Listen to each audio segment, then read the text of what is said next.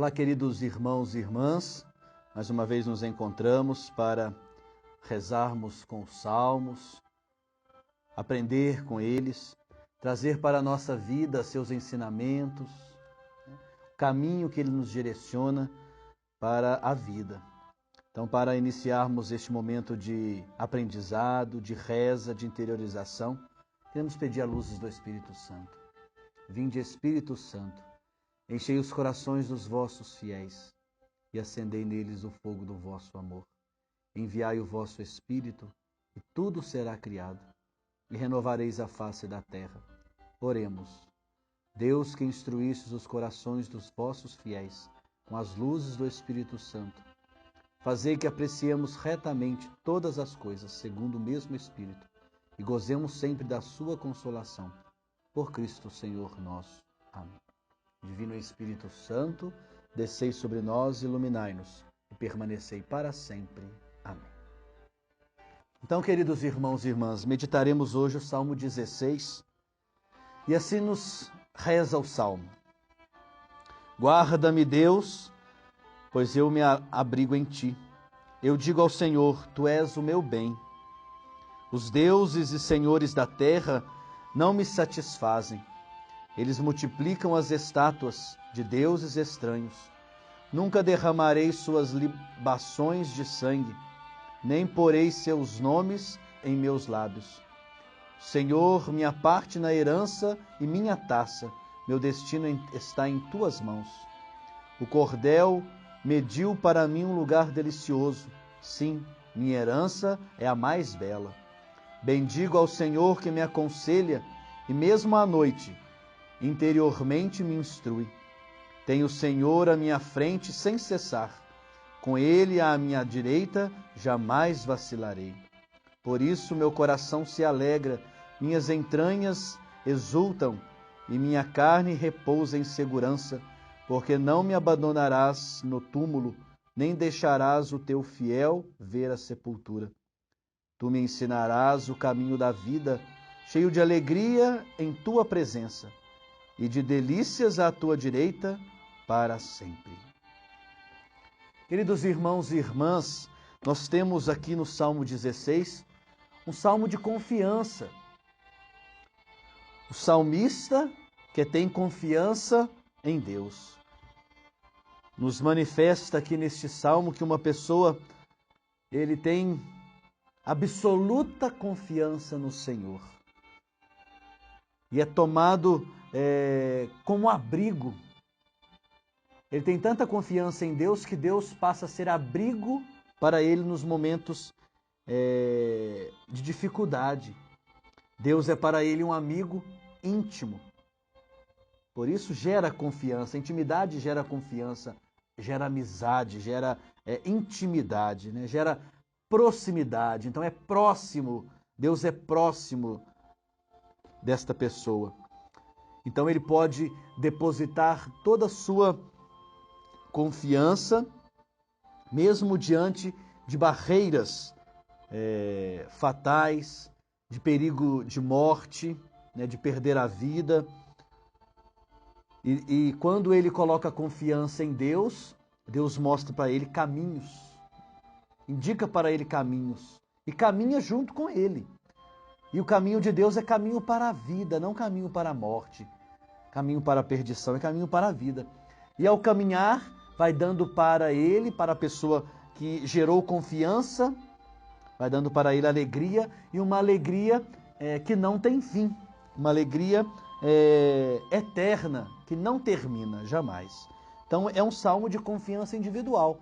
Alguém que está passando por alguma dificuldade, mas diante da confiança que tem em Deus, gerando com ele intimidade, ele consegue mesmo assim caminhar e caminha junto com Deus. Como está organizado então este nosso salmo? Podemos pensar ele em 3 momentos. O primeiro momento, que é o versículo 1, que ele funciona como uma introdução ao salmo e traz nele um pedido. Qual é o pedido que esse salmo traz? Guarda-me. Quer dizer, está pedindo para o Senhor ser para ele abrigo, guardá-lo sob sua proteção, sob sua sombra. Então, nós temos ali um sinal de confiança ainda a maior, confiança absoluta. Diz assim então: pois eu me abrigo em ti. Guarda, pois eu me abrigo em ti.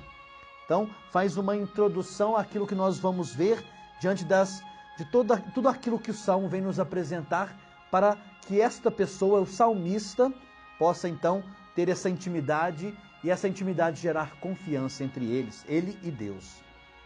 Temos um segundo momento, que é dos versículos 2 ao 6. Temos aqui uma espécie de profissão de fé. O salmista escolheu o Senhor como seu bem, como o maior bem da sua vida. Então já começou ali uma profissão de fé. Escolhe o Senhor por seu bem. Escolhendo o Senhor por seu bem, então vai rejeitar tudo aquilo que é mal, tudo aquilo que não gera vida. E o Salmo nos diz que ele rejeita os ídolos e os senhores do mundo, os senhores da terra. Então podemos perceber que o Salmo ele tem por base a dificuldade é a idolatria. Toda a idolatria que o Salmo diz. E os versículos 3 e 4 nos mostram isso. O Senhor, então, o salmista volta para o Senhor com todo o seu coração, seu sumo bem, chamando-o de herança e de taça, né? Ao falar de herança, tradicionalmente em Israel, a herança era a terra. Era estar tranquilo em sua terra. E nas mãos do Senhor está o seu destino. Então, é uma profissão de fé absoluta e uma rejeição com tudo aquilo que possa ser mal na sua vida. E o terceiro momento, nós temos ali dos versículos 7º ao 11º, que é marcado pela ideia de caminho. Depois de ter rejeitado todo o mal, toda a idolatria, ele entra no caminho com o Senhor. Ele passa a caminhar com o Senhor. E o Senhor vai indicando por onde caminhar, qual o melhor caminho a ser trilhado. O caminho que leva à alegria, que leva à vida. Então, o Senhor é aquele que caminha à frente, quer dizer, impedindo a pessoa de que vacile. Nós pedimos ao Senhor que caminhe em nossa frente, caminhe conosco, para que nós não vacilemos, que o nosso caminho seja bem trilhado, que não erremos, que não tomemos outros caminhos diferentes. E ao mesmo tempo ele enche de alegria aquele que caminha com ele. O Senhor enche de alegria aquele que se põe a caminhar com ele, não permitindo que ele entre no caminho da morte, caminho da perdição. Muito pelo contrário, aquele que caminha com o Senhor é caminho de vida. É caminho de vida. E o Senhor dá para ele a alegria sem fim. Então, está assim resumido esses três momentos, que nos falam então de confiança e alegria. O que é confiança e alegria? São duas palavras que marcam este salmo. Mostra, então, como eu disse antes, grande intimidade entre o salmista e o Senhor. E no caminho, também à direita do fiel que se põe a caminhar à direita. Quer dizer, o que é a direita? Quando nós lemos isso na Bíblia, é o lugar mais importante. Está à direita do Senhor, é o lugar mais importante. Então o Senhor se põe a caminhar conosco à nossa direita. Então é o lugar mais importante. E o final põe a pessoa contente e feliz frente ao Senhor. Frente ao Senhor. Essa dança de posições, frente e direita, justamente mostra a intimidade para com o Senhor. Quer dizer, entre dois parceiros que se colocam a caminhar, que se colocam a dançar, ora à frente, ora à direita. Gera intimidade, gera confiança entre os parceiros. E Deus é sempre o parceiro na nossa vida. Nós nos dizemos que Ele é sempre o Deus da aliança, o Deus que se compromete, que se coloca a caminho, que é aliado. Então nós temos aí um Deus que gera conosco confiança e intimidade. Fala-se então de corações que se alegram. O coração do salmista se alegra e as entranhas se exultam.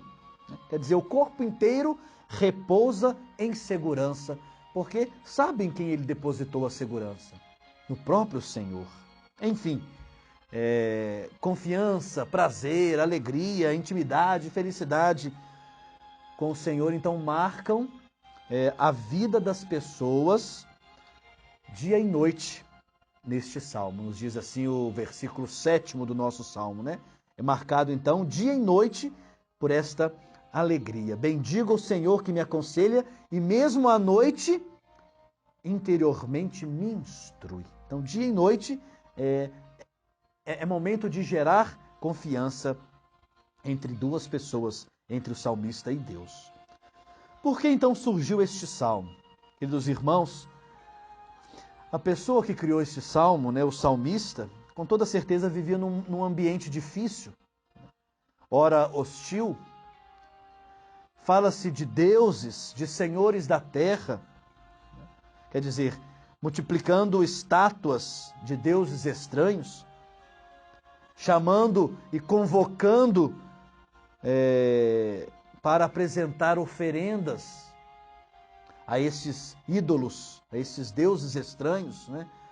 A estas estátuas e invocá-los como deuses de sua vida. É, portanto, um tempo, então, de idolatria generalizada. Isso é muito duro, porque é patrocinado pelos poderosos, né? É patrocinado pelos senhores da terra, como nos diz o Salmo, né? Então é uma idolatria generalizada.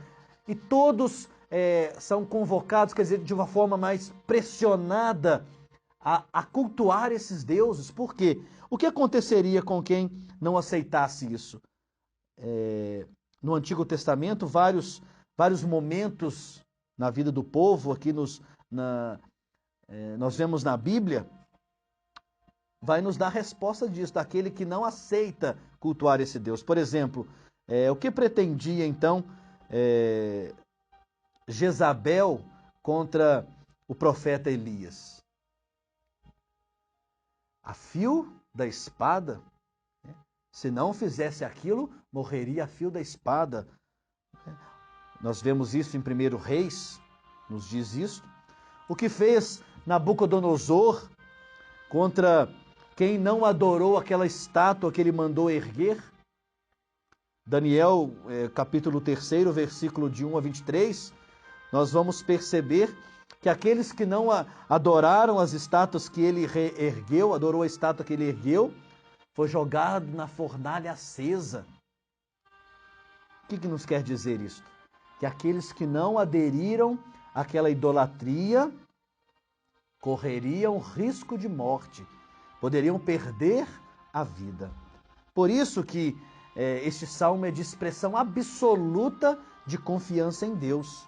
E ele afirma, né, ali no versículo 10, tu não me abandonarás no túmulo, quer dizer, no lugar da morte, não me abandonará a mão da morte, nem deixará teu fiel ver a sepultura, ver o mal, ver o horror, ver a podridão.